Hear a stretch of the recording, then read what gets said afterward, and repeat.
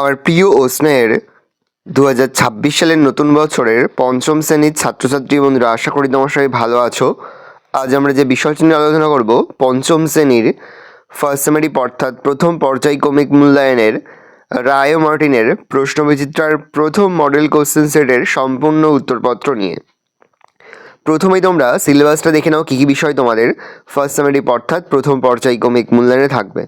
প্রথম পর্যায়ক্রমিক মূল্যায়নের ক্ষেত্রে তোমাদের থাকবে গল্প বুড়ো, বুনো হাঁস, দারোগাবু এবং হাবু, এতোয়া মুন্ডার কাহিনী, পাখির কাছে ফুলের কাছে, ওরে গৃহবাসী, বিমলার অভিমান আর ছেলেবেলা। আর তোমাদের ভাষাপাঠ বই থেকে থাকবে ব্যঞ্জন সন্ধি, শব্দ ও পদ। এবার তোমরা প্রশ্ন কাঠামোটা দেখে নাও। গদ্য থেকে থাকবে মোট 6 নম্বর, কবিতা থেকে 6 নম্বর, ব্যাকরণ থেকে থাকবে 8 নম্বর, টোটাল তোমার থাকবে 20 নম্বর। প্রথম মডেল কোশ্চেন সেটের উত্তরটা দেখে নাও। একে দাগে রয়েছে সঠিক উত্তর বেছে নিয়ে লেখো, বা সঠিক উত্তরটি বেছে নিয়ে পুনরায় বাক্যটি লেখো। প্রশ্নের মান 1 করে 1 × 6 = 6।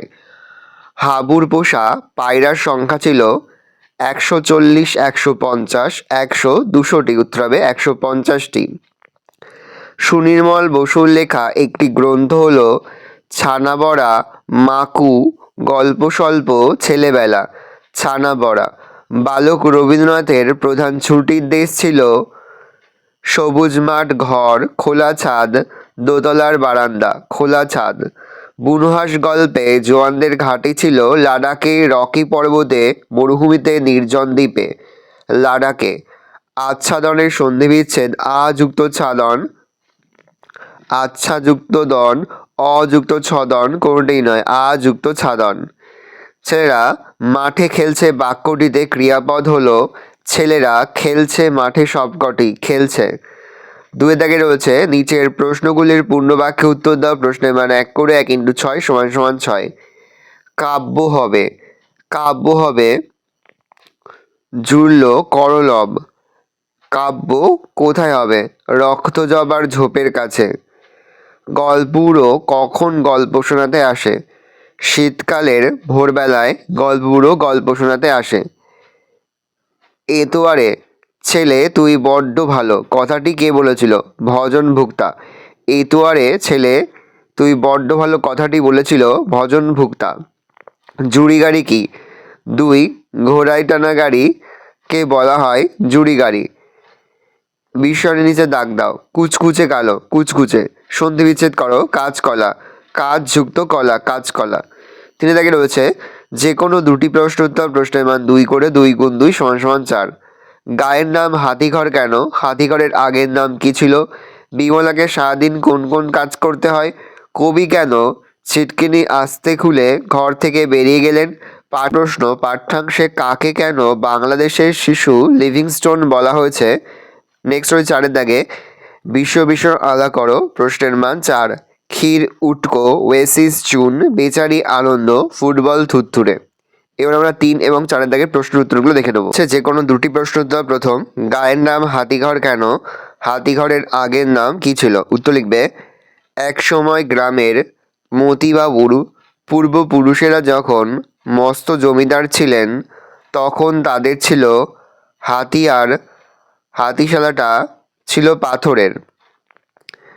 3 দাগের যে কোনো দুটি প্রশ্ন উত্তর। প্রথম, গায়ের নাম হাতিঘর কেন? হাতিঘরের আগের নাম কি ছিল? এক সময় গ্রামের মতিবাবুর পূর্বপুরুষেরা যখন জমিদার ছিল তখন তাদের ছিল হাতি, আর হাতিশালাটা ছিল পাথরের। সেই কারণে হয়তো বাবুরা গায়ের নাম হাতিঘর রেখেছিল। হাতিঘরের আগের নাম কি ছিল? হাতিঘরের আগের নাম ছিল শালগেরিয়া। পরের প্রশ্ন, বিমলাকে সারাদিন কোন কোন কাজ করতে হয়? বিমলাকে সারাদিন ধরে নানারকম ফরমাস খাটতে হয়, যেমন পুজোর ফুল আনা, দুরন্ত খোকা কাঁদলে তাকে থামিয়ে শান্ত করা, বাগানের ছাগল গাছ খেলে ফেললে তাকে তাড়ানো, দাদা খেতে বসলে নুন দেওয়া, পানটা ঝাল হলে চুন দেওয়া ইত্যাদি। পরের প্রশ্ন, কবি কেন ছিটকিনি আস্তে খুলে ঘর থেকে বেরিয়ে গেলেন? কবি একদিন রাতে জানলা দিয়ে দেখেন যে নারকেল গাছের মাথায় ডাবের মতো ঠান্ডা ও গোলগাল চাঁদ উঠেছে। কবি রাতের আকাশে এই সৌন্দর্য উপভোগ করার জন্য ছিটকিনি আস্তে খুলে ঘর থেকে বেরিয়ে এলেন। পরের প্রশ্ন, পাঠ্যাংশে কাকে কেন বাংলাদেশের শিশু লিভিংস্টন বলা হয়েছে? ছেলেবেলা পাঠ্যাংশে ছোট্ট রবীন্দ্রনাথকে বাংলাদেশের শিশু লিভিংস্টন বলা হয়েছে। ডেভিড লিভিংস্টন স্কটল্যান্ডের বসবাসকারী একজন দেশ আবিষ্কারক, যার অভিযাত্রার ইতিহাস পৃথিবীর অভিযাত্রার ইতিহাসে বিখ্যাত হয়ে আছে। তার মতো বালক রবিও যেন তাদের তেতলার ঘরের স্নানের ঘরটিকে আবিষ্কার করেছিলেন, তাই তাকে ডেভিড লিভিংস্টনের সঙ্গে তুলনা করে শিশু লিভিংস্টন বলা হয়েছে। পরে হচ্ছে বিশেষ্য ভীষণ আলাদা করো। বিশেষ্য ক্ষীর ওয়েসিস চুন বেচারি ফুটবল, আর ভীষণ উটকো আনন্দ থুরথুরে। ভালো করে দেখে নাও, এই রয়েছে টোটাল তোমাদের ক্লাস 5-এর রায় মার্টিনের প্রশ্নবিচিত্রার মডেল কোশ্চেন সেট 1-এর সম্পূর্ণ সমাধান। ভালো করে দেখে নাও, আমরা কিন্তু ইতিমধ্যেই পঞ্চম শ্রেণীর প্রতিটি প্রশ্নেরই কিন্তু সমাধান কিন্তু আমাদের চ্যানেলে আমরা আপলোড করে দিয়েছি। তোমরা যদি এখনও পর্যন্ত সেই ভিডিওগুলো না দেখে থাকো, ভিডিওগুলো কিন্তু তাড়াতাড়ি দেখে নাও। এর পাশাপাশি ক্লাস 5-এর কিন্তু আমরা ইতিমধ্যেই নমুনা প্রশ্নপত্র, সাজেশান এবং লাস্ট মিনিট অধ্যায়ভিত্তিক সাজেশনও কিন্তু আপলোড করে দিয়েছি। তোমরা যদি এখনও পর্যন্ত সেই ভিডিওগুলো না দেখে থাকো, ভিডিওগুলো কিন্তু তাড়াতাড়ি দেখে নাও। আশা করি ভিডিওটা ভালো লেগেছে। ভিডিওটা ভালো লাগলে ভিডিওকে লাইক করতে হলে আমার চ্যানেল নতুন হওয়া তাহলে সাবস্ক্রাইব বাটন প্রেস করে পাশে বেল আইকনটা প্রেস করে নতুন কোনো ভিডিও আপলোড করি সবার ফার্স্ট নোটিফিকেশন তোমরা পেয়ে যাও। আর এই ভিডিওটি তোমার বন্ধু বান্ধবী আত্মীয় সবার মধ্যে কিন্তু অনেক শেয়ার করে, যেটা বছর ক্লাস 5-এ পড়ছে।